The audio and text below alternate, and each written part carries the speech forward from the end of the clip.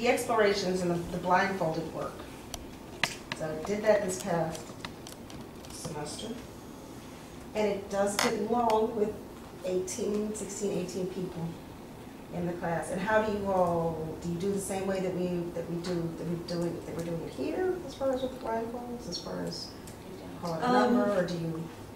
I do, but I try to keep the exploration process moving. Okay. So that the bulk of the time that we are in class, they are exploring. Mm-hmm. And the actual everybody getting to say something is only once.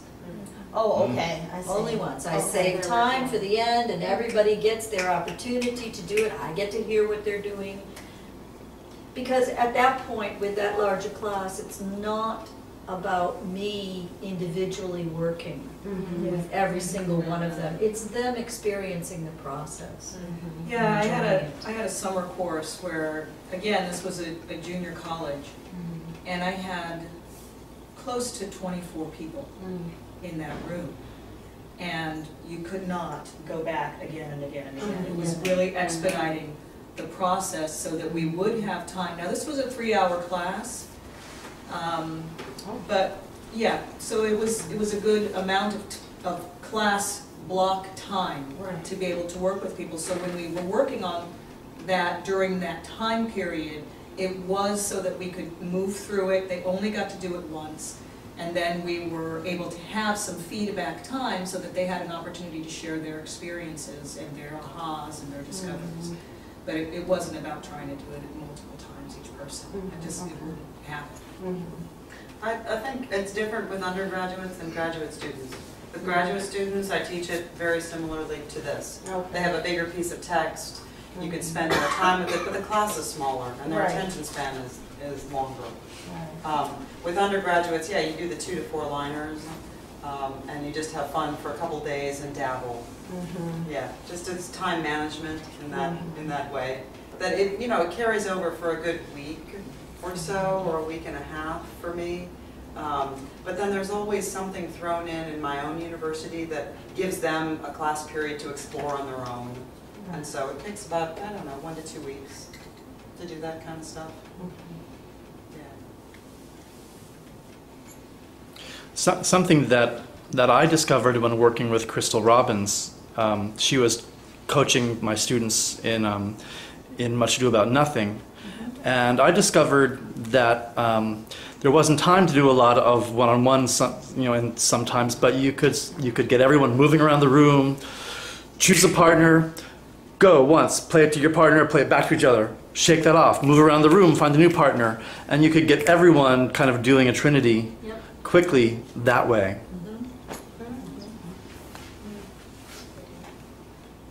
Yeah, creative time management. Yes. Skills.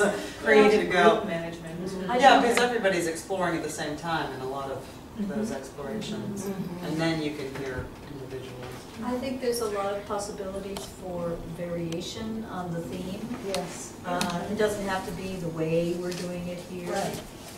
As long as they're clear. If you haven't been able to really, for example, you could do general voice explorations if you've done general structure.